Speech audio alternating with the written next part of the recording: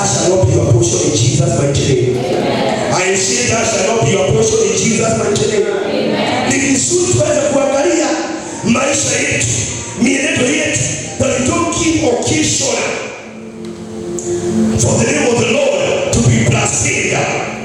Maana hiyo ndio tunaona Mungu atumwambia Daudi ya kwamba hata huyo mtoto atakufa. Kwa nini? Uliwapatia nafasi maadui wa Mungu. Siku ya leo hata wazima tumezingirwa na maadui.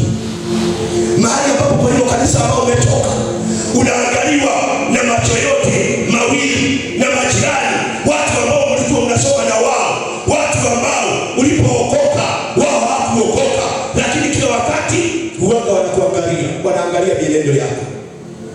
Please never give them any occasion to blaspheme the name of the Lord.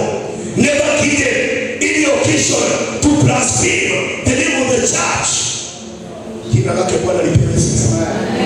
Because we are living at a time ambapo unakuta watu wakijiuliza, by the way, tofauti ya CSF na Catholic, tofauti ya CSF na dai ni nini? Unakuta kwamba ni kana kwamba wanatuona we are in the same class, we are in the same category. Unaenda mahali unasema na nimeokoka Yesu ni Bwana, unaona watu wanaangaliana, wanacheka. In other words, they are blessing you, wanakuchekelea. What are you telling us? What are you telling us? Ya kwamba umeokoka. Na tuko na vijana kama wewe ambao tunajua yale mambo ambayo wanayafanya. Wananika holiness, we always exalt. Maana tunasema kwamba righteousness exalted a nation, but sin is a reproach to any man. Righteousness exalted a nation, but sin is a reproach to any man. Wakati ambapo unaruhusu dhambi itawale katika maisha yako, let me tell you, maybe you are thinking ya kwamba hii italetea shida kanisa, but I can tell you, ni wewe kwanza utaweza kukuletea shida. Jina lake Bwana lipewe sifa. Unajua tulipokuwa vijana tumehubiri sana hapa Kahawesi, tulianza kundi ambalo lilikuwa linaitwa King Kids Evangelistic Team. Tulikuwa vijana wengi wa makanisa tofauti kama vile ambavyo mko hapa. Tunashikana, tunaenda mahali tunahubiri. I was the coordinator. Ninakumbuka siku moja kulikuwa na mkutano wa tuwe nao kule Sinai, mkuu kwa Jenga. So there is this lady ambaye alikuwa anatutonesha zile posta. Nilikuwa nimeenda kule Kahawesi Estate kumuona, ilikuwa ni saa 3 ya usiku. Kwenda kumuona kuangalia kama zile posta zimetoka. Baadaye akakuja akanionyesha vile ambavyo zinastahili zitoke. Kwa hivyo akaniambia the following day atakuja nazo. So mimi nikaondoka kwa huyo ndani. It was a night. So nikawa natembea. Unapoingia Bima, watu wengi hapa wa Kahawesi wanajua Bima. Hapo unaingilia ili uende the former ama hata waleo iko CSF Kahawesi. Hapo kwa hiyo kona nikakuta kuna watu wengi wamekaa kwa barabara. Normally mimi nilikuwa nimefunzwa kiona umati na ni usiku usishugulike, maana wako kwa shughuli zao na wewe kwa shughuli zako. Mind your business. So nikawa na mind my business. Lakini katika kupita nikasikia mtu mmoja akisema, na mimi kijana sini yule anauzanga maua. In my mind nikakuja, I have a friend ambaye anauzanga maua. Alafu nikasema by the way, sina vijana wengi wanauzanga maua, acha ni my business. Nikasikia mwingine akisema, na huyu anashiriki kanisa fulani. And then I remember hata huyo kijana mwenye aliuzangia maua my friend ni wa hiyo kanisa. So nikasema hapana, siwezi nikapita. So nikarudi nyuma, umati ulikuwa mwingi, nikapenya katikati yao. Nikaenda nikakuta one of my friend ameandika hapo chini, damu imemwagika kila mahali. So nikaangalia watu wengi, nikaona watu wengi siwachi. Akili zinaenda kama saa. What are you going to do? Mana, this young man needs your help, is your friend. Nikatoka,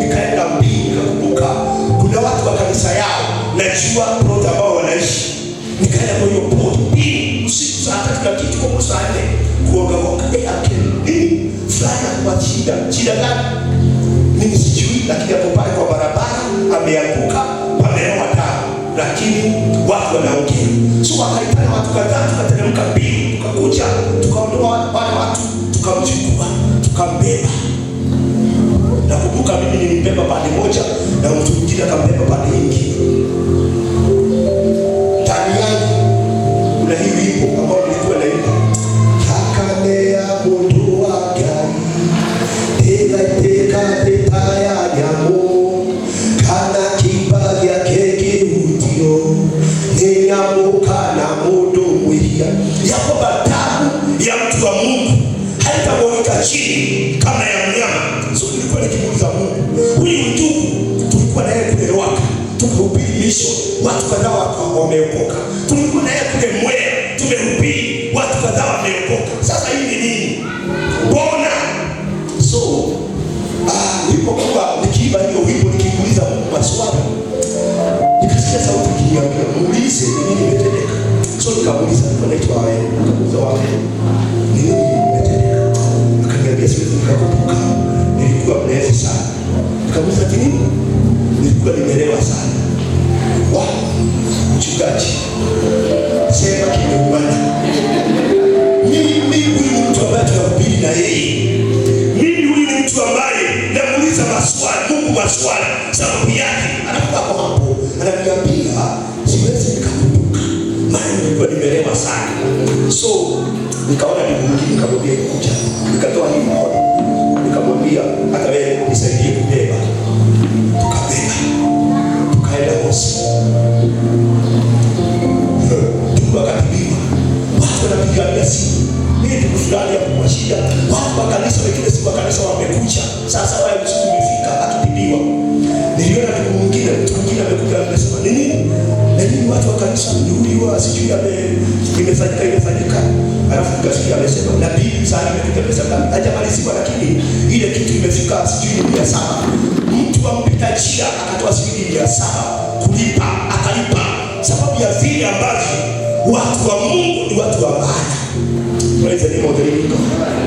Lakini ndani yangu niko ile chifu ile chifu siwezi kukumbuka. Nilikuwa pesa sana. Kaza kuchiliza kwa nini? Huyu ni nani ambaye ni mwanalika tunahubiri na yeye?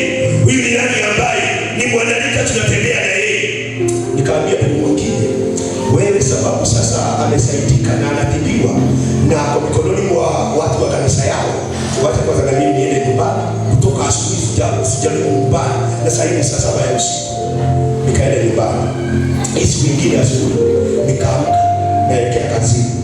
Kitu kama saa 1 pale katika kanisa la Deliverance Akaales nikakutana na ndugu mwingine. Yule ambaye nilimwacha na yeye usiku. Nikaona anakuja nikamwambia, brother. Praise the Lord. Amen. Baada jana kulienda aje? Akaniambia hapo usisikilize mambo ya jana. Niulize mambo ya leo. Kamuuliza leo saa hii asubuhi. Kaniambia nimepitia kwake. Tulitibiwa jana.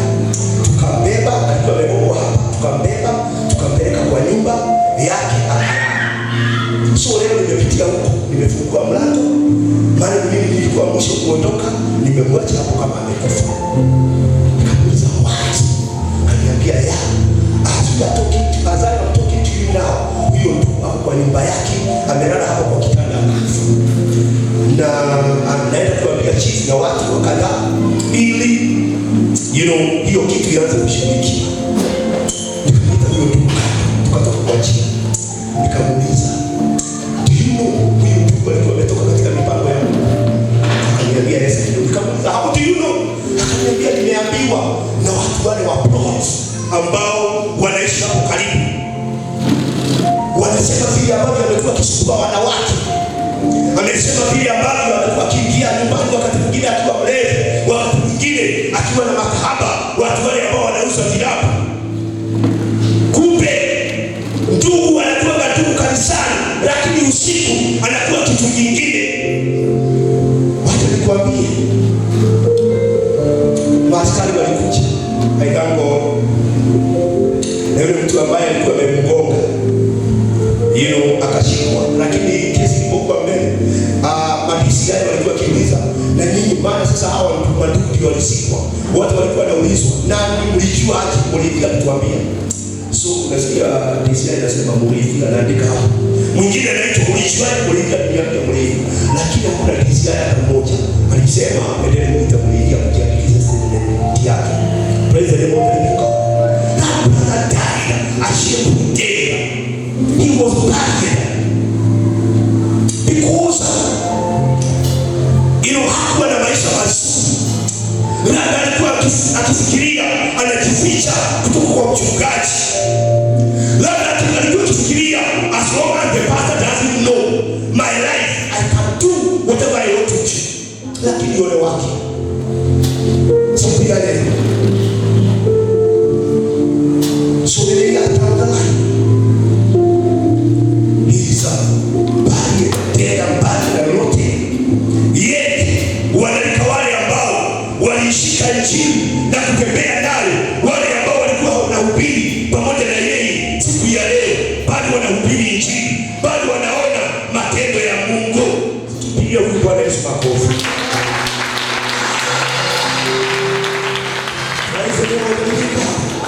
Unapokuwa mtakatifu ni kwa ajili yako. Wewe unapokuwa mwanalika, if you become a hypocrite, it is up to your own. Usijifiche kwa mchungaji, usijifiche kwa overseer. No, there's a God in heaven. Praise the name of the living God. He sees everything. He sees everything. Be responsible. Take responsibility. Do not give occasion for the enemies of the Lord to blaspheme the church. Do not give occasion for the enemies of the Lord to blaspheme salvation. Wengine unasikia wakisema hakuna wokovu, si huyu ndugu anafanyaga hizi vituko, si huyu mjane anafanyaga hizi vituko, hakuna wokovu.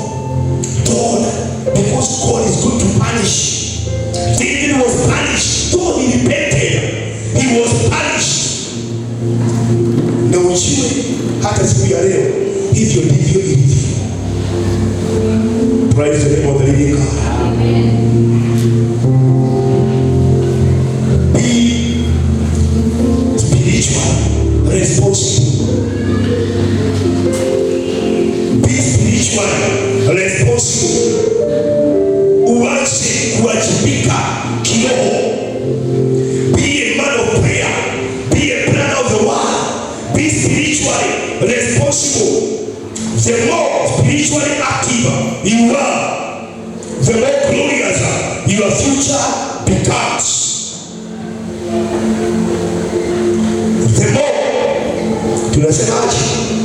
The more spiritually active you are, the more glorious your future becomes. Everything is spiritual.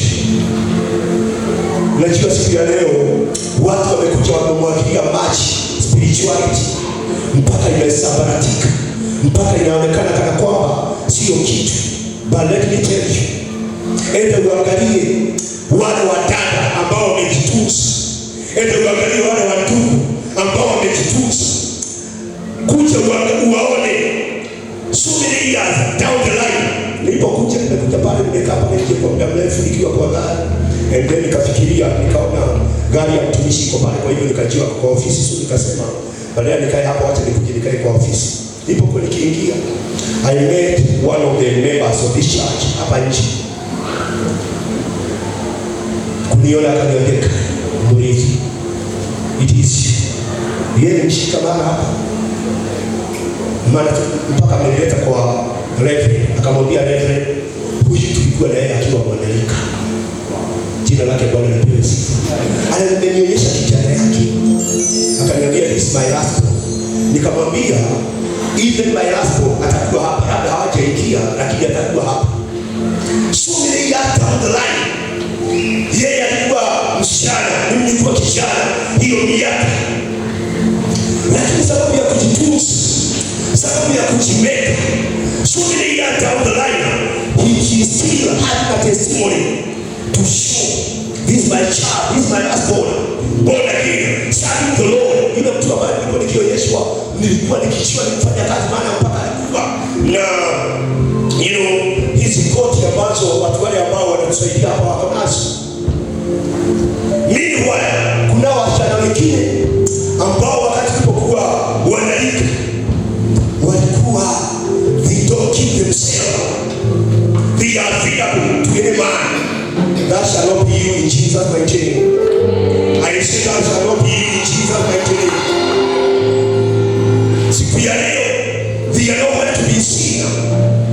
Hapo mahali ambapo wanaweza kuonekana because they are spiritually not active. The more spiritually active you are, the more glorious your future becomes.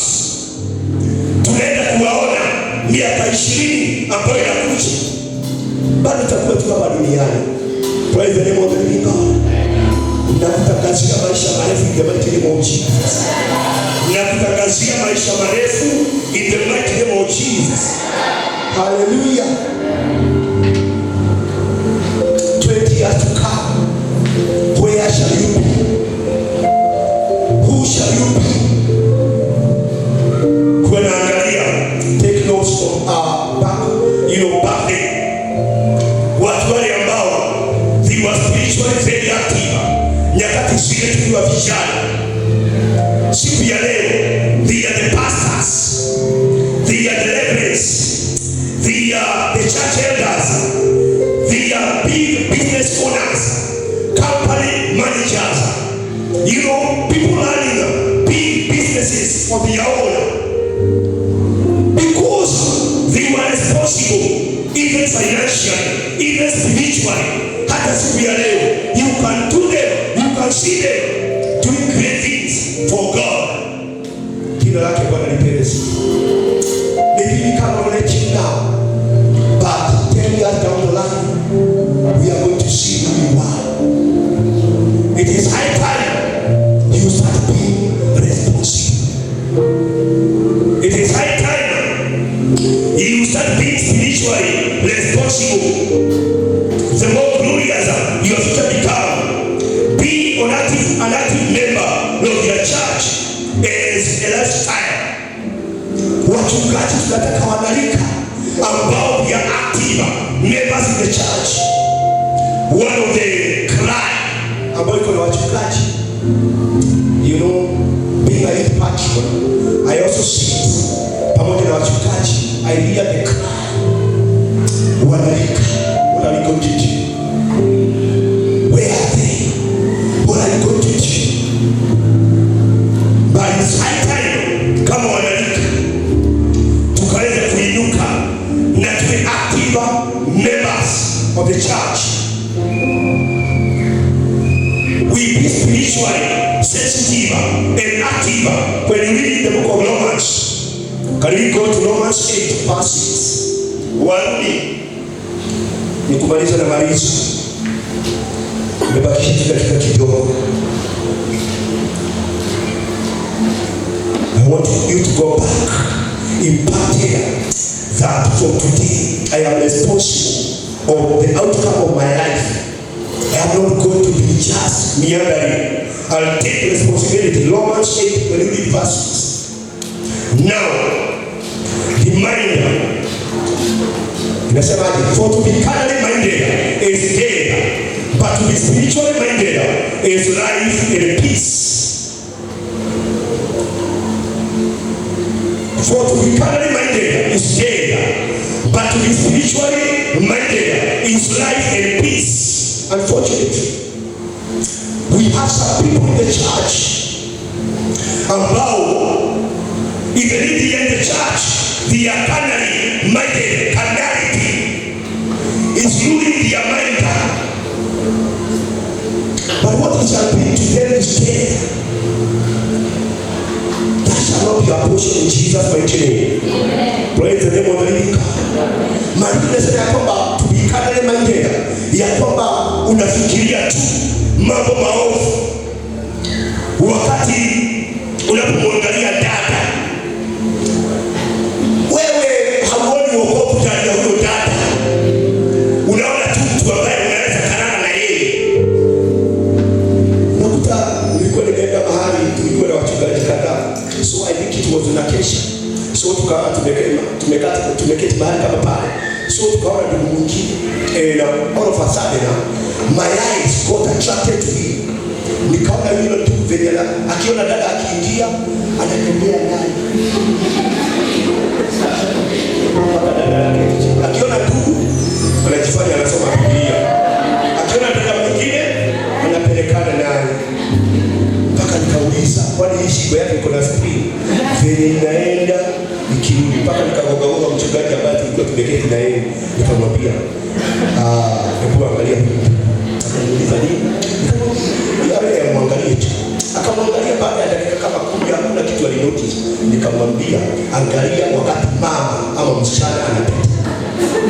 So mwingine anapita. Na unaona kuna sehemu zenye anaangalia.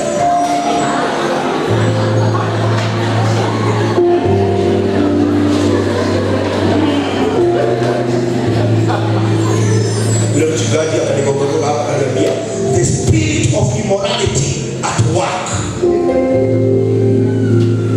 Carnality. Your mind is evil. Maandiko yanasema to be spiritually minded is life. Jambo ambalo linaharibu vijana ni sababu wanajiletea kifo hata katika mawazo yao. Because they are always carnally minded. When you see a girl, nakutea kwamba kuna ndugu kanisani ameuliza wadada kama watano. Kazi yake will you marry me? Dada hapa amekaa katika hali ya kungojea Bwana. Taomba. Akitoka hapo anaenda kwa yule mwingine. Mwisho unakuta mtu kwa kanisani na ameuliza wasichana kama watano. That's a devil.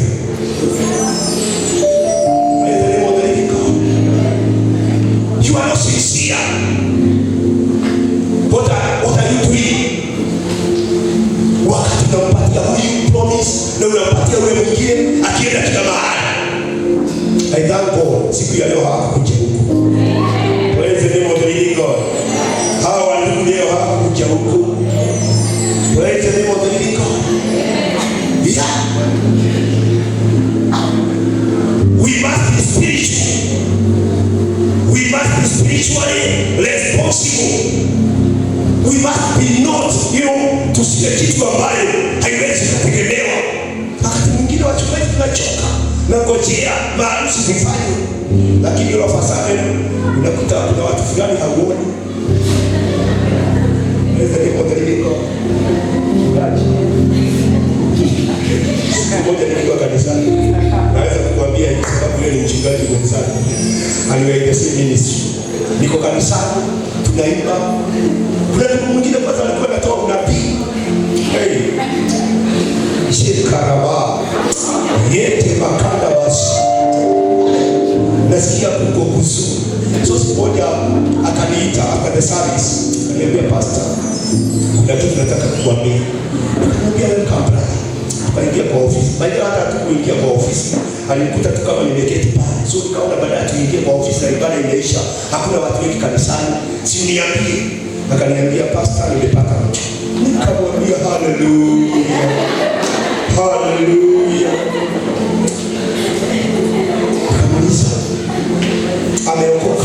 Unajua kama wachungaji kuna mambo ambayo tunaangalia. Ameokoka ndio. Amekaa sana ndani ya wokovu ndio. So nikamwambia hata tutaongea mambo mengi. Kama haliko mbali, tafuta sali moja mkuje na yeye. Nataka niongee na ninyi wote wawili. So I think it was in the following Sunday ama hiyo ingine. Nikaona nikiwa na mbii. Nikaona ndugu kuna venye anadumu akiangalia nyuma. Naona anakaa anaangalia. Akashika wote safi na debaka. So nikaona dada mwingine. Nikaona yule ni kama mwingine. Ama yule ndiye dada yule nilikuwa niletewa. Nikasema acha ningojee. So nikangojea after the service. Nikaona dada ameletwa. Praise the name of the living God. Dada akakuja. Akaniambia pastor, ni huyu tu dada nilikuwa nikikwambia. Nikawa namuuliza maswali, sasa mnapanga aje? Akawa akanieleza. Nikamwambia tutajipanga kama kanisa. Tutasimama na nyinyi kuanzia leo mpaka siku ya mwisho vile ambavyo Mungu anataka kuendelea. Dada akaniambia excuse me pastor, hata kuna kitu kingine tulikuwa tukwambie. Nini?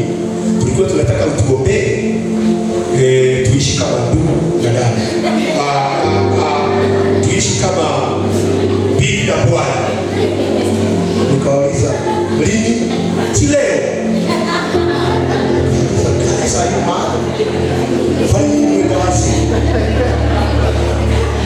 Sahi, ndio pastor. Nikamwambia no, in CFF we don't do that. Nikamwambia tu, what are you fearing? Mimi mwenyewe. Kaniambia pastor, sina kitu kakupelekea wazazi wa huyu msichana. Nikamwambia don't worry. Kama wazee wa kanisa tutachangana. Tunaweza kwenda tuongee na wazazi. Mimi mwenyewe nitakupeleka huko. Sijui ilikuwa ni kipi ama wapi. Ndio niongee na watu mpaka upatiwe msichana. Ukipatiwa sasa tukikuja huku tutajua hiyo mambo ambayo unasema kuhusu maombi. Kaniambia bwana pastor, nilikuwa naona baadaye tushinde tukienda huko, baadaye tufanye nini? Na msichana ananiambia hata si tu. Msichana ananiambia mimi nilikuwa naonelea baadaye hiyo mambo yote tuombee, alafu tuweze kumwambia hapana. Hata kama nikuwaombea, wacha nikutane na wazazi, especially wazazi wako wewe msichana. Nijue kama wanakubaliana na hii ndoa uolewe. Kaniambia ni sawa basi. Ni sawa basi. Wakaondoka. Sasa kani na kubii pale na shida wapenda mtu wa prophecy wako wapi? Bwana Yesu sikia. Wewe baba. Sasa makanda baba. Kwani hapo kuna gani? Nikaangalia nikaona simuoni. Akasema labda ako kazini. The following Sunday naangalia simuoni. Nashindwa kwani kuenda aje? Kwani karibu mpango yao. Mimi hakuna kitu nilisema, sikumkataza awe msichana, ile kitu nilisema kwanza tuende kwa kina msichana. Nikawatuma watu kadhaa hapo kanisani, kiona ndugu fulani muangalie. Nikaambiwa